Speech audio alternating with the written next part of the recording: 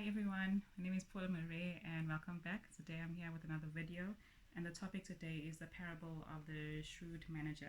It's found in Luke chapter 16 verses 1 to 15, but I just want to read from verses 1 to 9. So it says, Jesus told his disciples, there was a rich man whose manager was accused of wasting his possessions. So he called him in and asked him, what is this I hear about you? Give an account of your management, because you cannot be manager any longer. The manager said to himself, what shall I do now?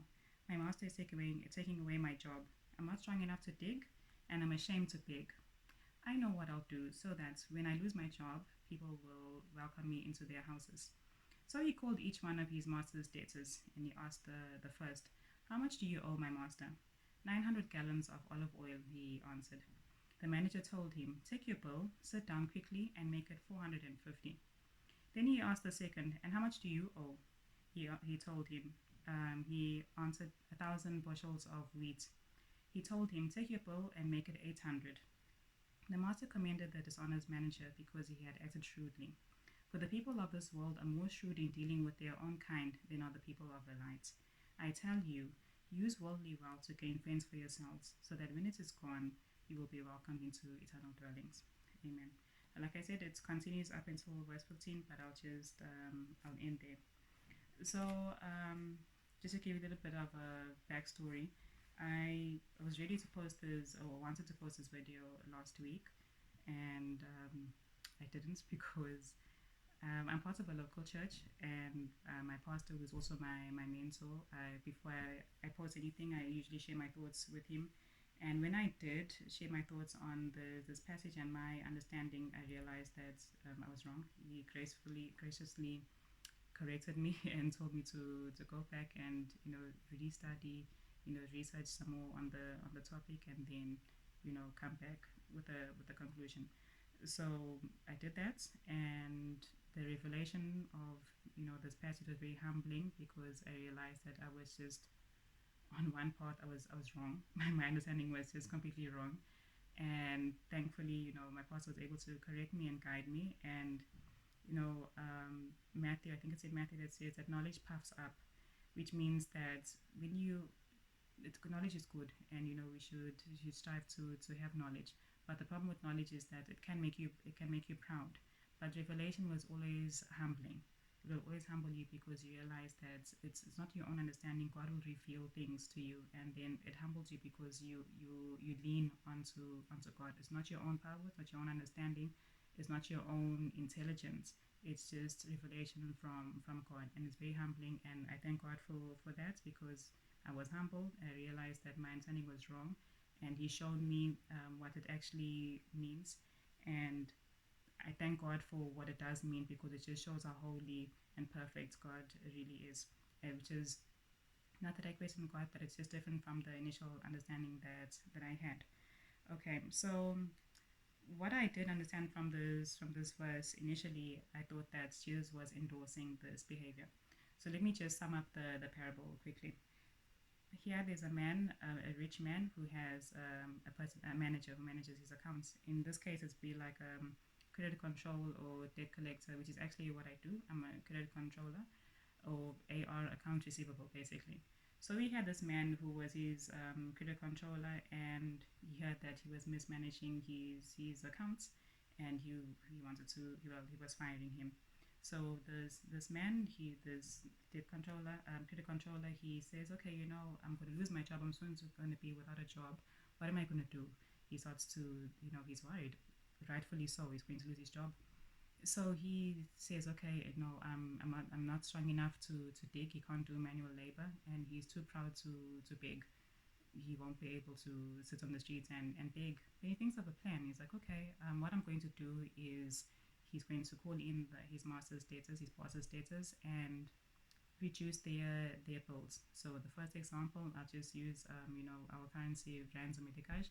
If it was 10,000 meticage or 10,000 rand, he reduced it to 5,000. The other one, if it was 5,000, he reduced it to 3,000. Just an example. So obviously people are grateful to him, because he's reduced their debt. He's helped them tremendously. And yeah, he might have lost money, but he's gained favor with these people.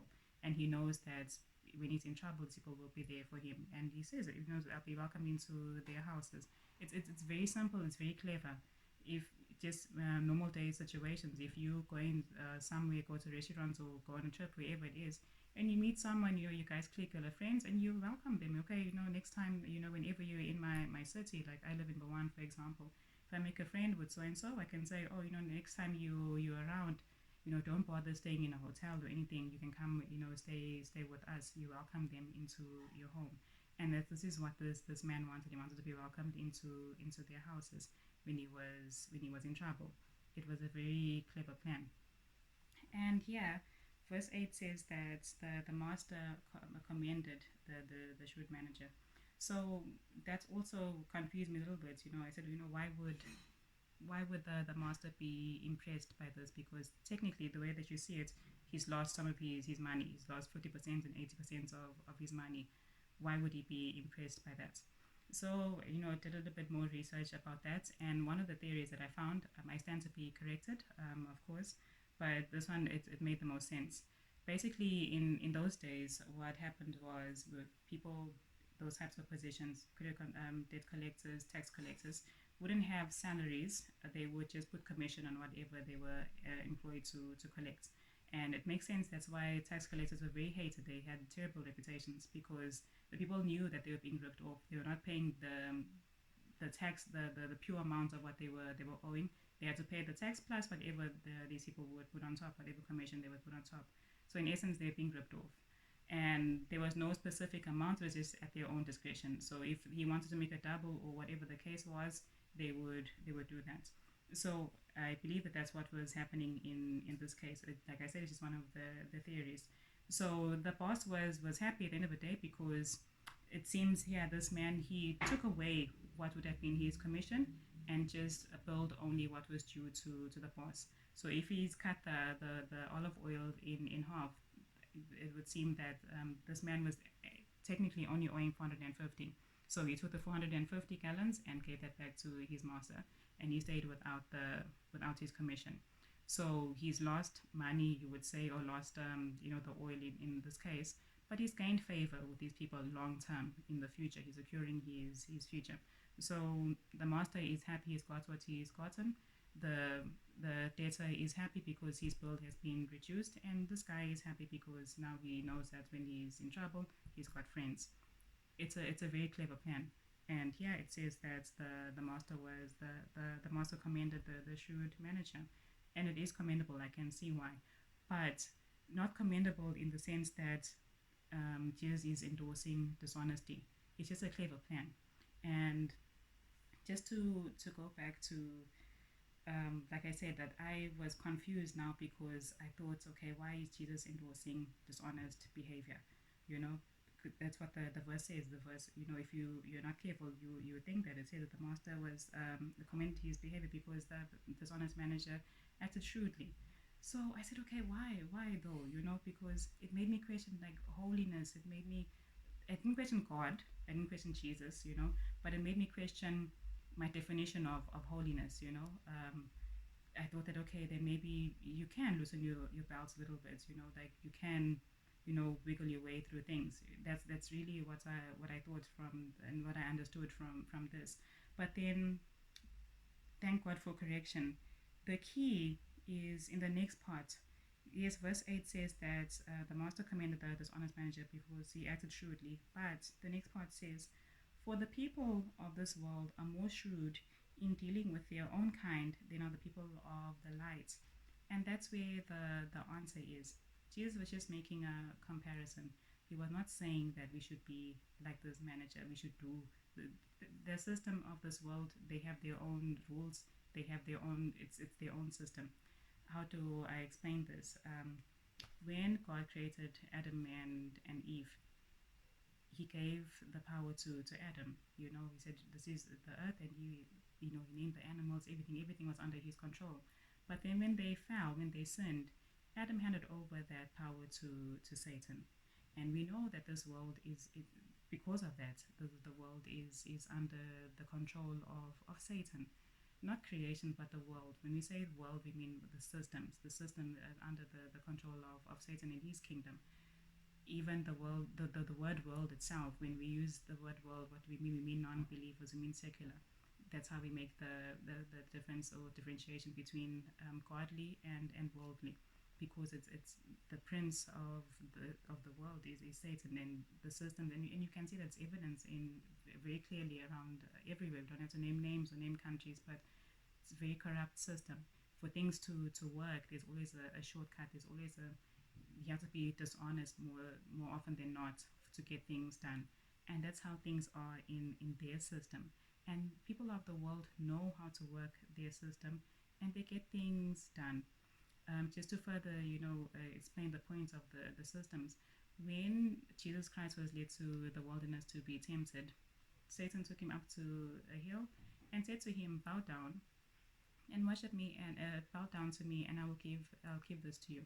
It wasn't meaning creation, because Satan doesn't create anything. God is the only creator. Satan only imitates. But the system is his. It is under his control. So he was saying to Jesus, "Bow down to me, and I'll give you the world. I'll give you the systems." You know, Jesus obviously was not tempted by. Was not did not he resisted. He didn't give into that temptation, obviously. But it's just to show you that there are two systems. We have the worldly system, and you have the godly system. Here it's called the light.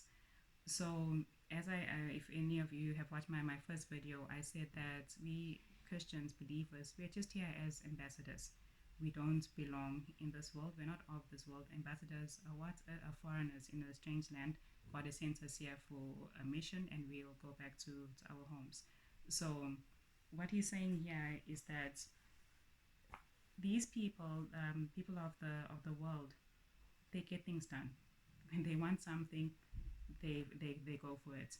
Do we employ the same kind of drive? Do we employ the same kind of focus in our world, in our system, in our kingdom of lights, or are we more passive, or we are not so focused? We're not as concerned about our lives as the people of the world. And it says here that he he wanted to make friends with these people so that we welcomed into his home, into their homes when he lost his job, because he wanted to secure his future. That phrase, securing his future, is very key. Like, what are we doing to secure our futures? And where is our future? It says in verse 9 that so that we should be welcomed into eternal dwellings. Eternal dwellings is where it's heaven, that's eternity. So that's where our future is, and that's where our home is. But what are we doing to secure our futures in eternity? Are we concerned about eternity? And the way that I understand it is that our lives here on earth are just an investment into eternity. So what we do here counts in eternity. And it says in verse 9 that use worldly wealth to gain friends for yourselves, so that when it is gone, you'll be welcomed into eternal dwellings. So, like I said, here we're just investing into our futures. And one of the ways that we can do that, which pertains specifically to this parable, is through our money. Not that we buy our way into heaven. We're not buying our way into heaven, no, because heaven is ours. As soon as you accept Christ as your Lord and Savior, we know that we are going into heaven. But heaven should not just be our goal, just getting into heaven. There's more to heaven than that. The Lord's Prayer says, "Let your will be done on earth as it is in heaven." God's will be done on earth as it is in heaven, which means it's the same will. It just must be done in both places. So there's a parallel between earth and heaven.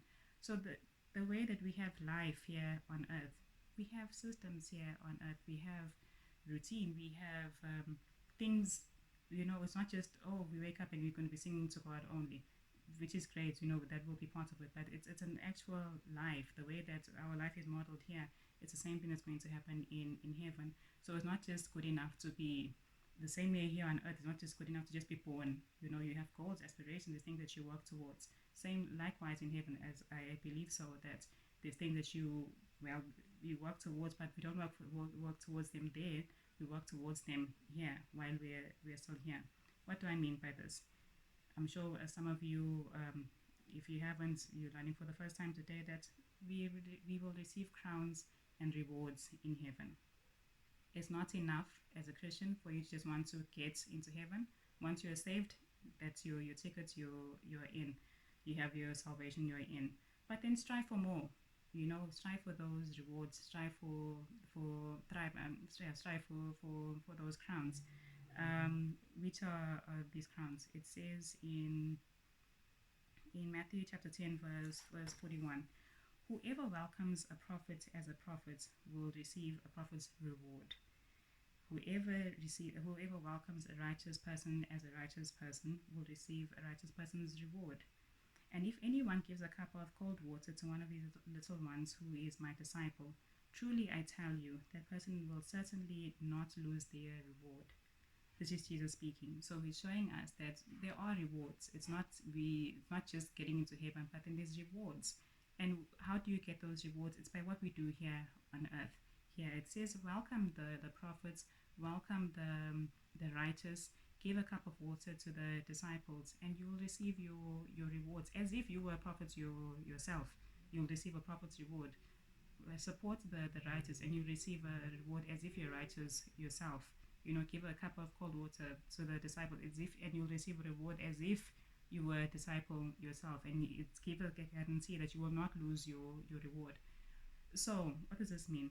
All of us have been given talents. All of us have been given gifts. There's many gifts in the church, in the body of Christ. Some prophets, some teachers, some disciples, evangelists, missionaries. Like, we all have different callings, all have different gifts. And we should be employing all of those our given gifts. If it's singing, sing. For the glory of God. But in some cases, maybe we haven't discovered our calling yet. Maybe we're still searching. We don't know yet. We haven't been revealed to us. But it's fine. Use your resources to support. Like what the verse says, that use your worldly wealth to gain friends. And you gain friends, you support, you gain your rewards. So support the church, support the missionaries, support missions, support the poor, support whoever you can support. So use your resources. And when God sees you using your resources, and in this case, it could be money, but other resources as well, but let's talk about money. You use those resources in a way that brings glory to Him. He'll make sure that you don't run out, because He sees the need that you have for it. So He will always provide for you.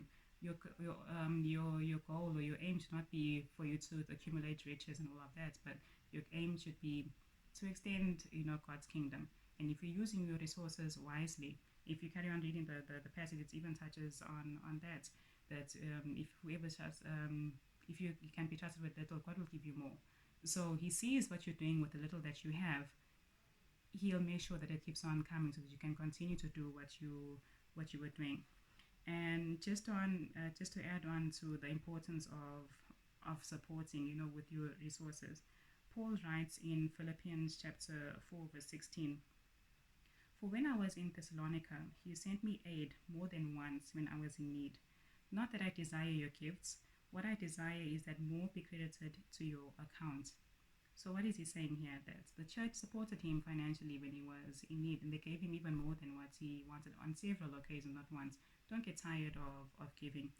And what is Paul is saying, that yes, he appreciates the help, but that's not what he wants only from them.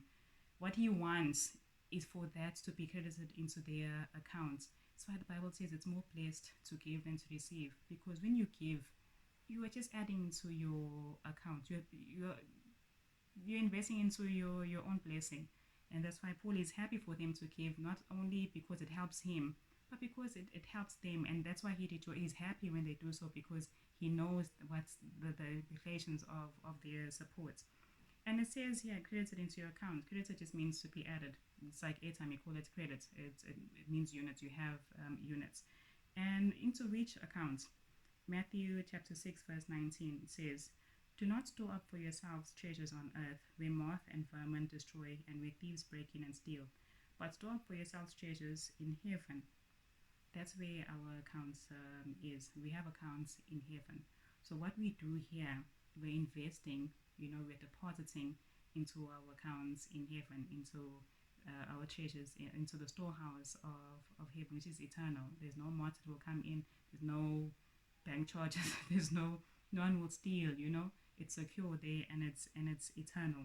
So that's where we should be depositing our treasures into our support and everything. It's into that. We do it here on earth, but it's going into those eternal accounts. And like I said, it's more pleasant to give than to receive because of this, because God knows what the implication means. We might not see it, but God sees what it actually is when we give, what the results are when we give. And just to add another point in terms of the rewards, Revelation 22, verse 12, Jesus says, "Look, I am coming soon. My reward is with me, and I will give to each person according to what they have done." Jesus is saying that he's going to come with the rewards, and each one of us, according to what we've done, will be rewarded. So, what are we doing here to gain those rewards? How are we using our resources here on earth? It might not be money that you're using, but just welcome the pastors into your home. Open your home for cell groups you are supporting. Open your home for Bible study. Cook when we have services or outreach. Bring a meal. When take your clothes, give to the poor. All of these things you are just depositing into your account. You don't lose anything. The same way the shrewd manager, he lost his commission. He didn't get the 450 gallons of oil. But what did he do? He gained friends. He gained favor. He gained homes. A place to stay with these people in the future. So you might look like, this is my last 50 rand. If I give them, hey, it will trouble you. But you haven't lost anything. Give that 50 rand. That 50 rand will be deposited even more, as Paul says, that more be accredited into your account. Even more than that 50 rand is what we're going to receive in our store, in our accounts in heaven. It's multiplied. It's much more. It's not the value of just that 50 rand, but also the value of the sacrifice that you put in, and the commitment that you have to support the people around you, not just believers only, but even outside. Here it says that there's two things that I want to focus on, where it says that use your worldly wealth so that you will make friends that will welcome you into eternal dwellings. Well, use your worldly wealth to gain friends. So there's two things there. It can be, like I said, supporting your church, supporting your pastors, supporting just people around. It might not even just be your church, but just people around you. It can be a colleague at work. Maybe you see them going through a tough time. Maybe you don't have money to give them, but you'll say, look, I live nearby you. I can pick you up tomorrow. We go to work together. Don't charge them for the fuel, because you were going, even if you weren't going exactly that way. Help. What happens when you do this? We will all die. Eventually, we'll die. When you go to heaven, these people will welcome you. They'll rejoice when they see you, because they'll remember you've made friends with them. They'll remember that, she was always so generous. She was always so caring. She was always so supportive. He was always so kind. He was such a pillar. We could always count on him. You've made friends for yourself. When you go into heaven, these people will welcome you. You've made friends that will welcome you into eternal dwellings. These are people that will welcome you into heaven. They'll be your friends forever.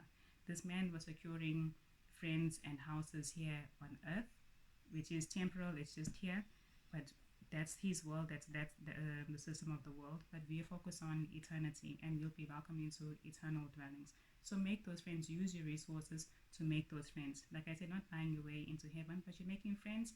And by doing so, when you do this, also you'll receive your reward. You'll receive your crowns. Being in God's presence is more than what we deserve. It's just by God's grace and his mercy, sent his son to die for us, and we are able to go to heaven through that, through Christ. But how much more, not just to be in his presence, but God to crown you, God to give you a reward. It's such an unfathomable honor. It's beyond. It's just wow. So let's aim towards that. The second thing, to use our wealth to gain friends, could also be to win souls, not just for eternal dwellings, like the first part, but just to win souls. How do you do that? Invite a non-believer out for lunch. Invite them. Pay the bill. Pay the whole bill. Don't 50-50, whatever. Pay the full bill. Invite them out for lunch. When they're out to lunch, with you, it's your time, that they're there when you're paying the bill. They'll have to listen to what you have to say. use the opportunity to minister the gospel to them. Don't force it on them. But kindly share Jesus Christ with them. And they'll be there. Human beings how we are, we'll feel obliged to listen. Not that like I'm saying we're forcing them, but just make small deposits, of Christ into their lives. And also they'll see your generosity, be like, oh, they look at Christians differently. That, oh, okay, these people, they're so generous. Every time she asked me out for lunch, she's never asked me to pay. It might seem like a small thing, but these things they go very far. Like generosity, like it speaks, a lot. People they really appreciate that. So use those resources, and like I said, that when God sees you using your resources, for His kingdom, for His purposes, He'll make sure that you don't run out. Invite them for lunch. Invite them, for a spa day. Invite them, have a Christmas party at your house. Invite them over, and just use those. You're not trying to, attack them, or trying to pounce on them and Jesus, Jesus, Jesus. No, you subtly, mention the gospel, briefly speak about the gospel, and then also minister through your kindness, minister through your hospitality, minister through your friendliness, and they'll see the light of Jesus Christ shining through you, using what are we doing? We're using our resources to gain friends. Christians, one of the hugest criticism that we receive is that, oh, the church always asking for money, this and whatnot, okay, whatever. The church, we as believers, we support our churches. We tithe. For those who tithe, that's also another topic. We offer, like we are able to, God is able to look after his home. But also let's go above that, not just, let's change the narrative, and let's us like give, let's us pour into them. Let's us use our resources into them, and not just be like, oh, church always wants to take. Let's give and give, so that they'll know that, oh, Christians, they're the best friends to have. Whenever you hang out with them, they take care of it. Who doesn't want a friend like that? Honestly, who doesn't want a friend like that? And then they feel inspired also to do the same. They feel inspired, or they feel like, it piques their interest. Like, okay, why are they like this? And you're able to minister to them that, I'm a Christian, and this is, Christ has called us to be like. You're able to share Christ with them. So those two things: gain friends that will welcome you into eternal dwelling, but also use it to win souls for Christ. And there's a specific crown for that, for winning souls, that you'll receive in heaven when you do that. So Jesus says that when He comes, He's coming with the rewards, and He'll give to each one of us according to what we have done. So what we do here on earth, it really matters. It really counts. It will echo in eternity. I know that's a worldly saying, but it has a biblical meaning, that what we do now echoes into eternity, not eternity here on earth, as in like as a legacy, which it's good, but okay, we're not worried about that. It's eternity in heaven, what our storehouse in heaven, our crowns, our rewards that you'll receive in heaven. So yes, just as a summary, Jesus Christ was not endorsing the behavior of this man. He was just simply saying that the focus that they have is what we should be doing. In fact, should be the other way around. People of the world should be looking at Christians and say that, we should be like them, because this is how they things work. They're focused. They know what they're doing. It should be the other way around, but okay, it is what it is.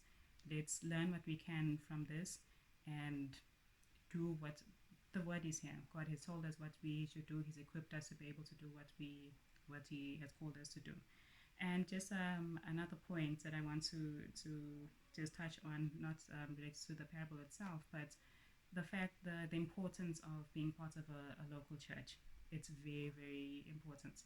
As Christians, we are not called to walk our faith alone. It's a family. The body of Christ is exactly that. It's a body. A body is not independent of its individual parts. They all need one another to function properly. So the same way that I read the parable years ago, I was very aware of this parable, but I didn't understand it. I thought I did, and like I said earlier on, that knowledge puffs up. Knowledge can make you proud. I had the knowledge, but I didn't have the revelation. And revelation will always humble you. Like I said, that revelation comes from God, and it shows that you cannot lean on your own understanding. You cannot. You will deceive yourself. We cannot, as Christians, be ministering to ourselves, teaching ourselves. You can read the Bible, you will have the knowledge of the Bible, but you won't have the revelation. And how do you get the revelation? It's through fellowship, it's through having a teachable spirit. You can only be taught by someone else. You can't teach yourself. Please find a church. Had I not been part of a church, I would have deceived myself. I would have just gone on to think that, okay, Jesus is okay with certain things that he's not. Like I said, that once I realized what this parable means, it showed me how holy and pure and perfect God is. He will never condone such behavior. God is perfect. He will never condone dishonesty. His system always works. But I was misleading myself. I read it and I understood one thing, and thank God I didn't employ any of it, but it was in my mind. That's what I understood. But I have my church, my pastor that I submit to. I submit under his authority, and he corrected me. I went back and I did my homework. I went back to the drawing board and I was able to understand. And I encourage everyone, like every believer, find a church. Online sermons and videos and all of that are great. Continue to watch them, but it's not enough. You will not be guided by someone in a video. Like my video, I hope that it's great and it's informative for you, but don't take everything I say as law. Take it, go to your elders, go to your brothers and sisters, go to your pastors and ask them what they think. And they say take what's good, what you agree with, or what you feel is sound, and what is biblical. Don't just take whatever it is and just say it because it sounds good. Have your church submit. We all need to submit under authority. Even our pastors, they have their pastor that they submit to, and they have those. It goes on and on. No one is sovereign. Only God is sovereign. Doesn't submit to anyone, but all of us submit to someone when we all answer to someone. And it's very important to allow yourself to be corrected. Have a teachable spirit. Proverbs says that only a fool is upset when they are corrected. You shouldn't be offended when you're corrected. Accept the teaching, accept the correction, and it will just sharpen you. It will just equip you for the battle that we live in this world. So yes, I'd like to encourage you that yes, we are not designed to walk our faith alone. Be part of a church. Allow yourself to be taught. Allow yourself to fellowship. Learn from one another. And yes, I hope that you have a good and wonderful rest of your day. Bye.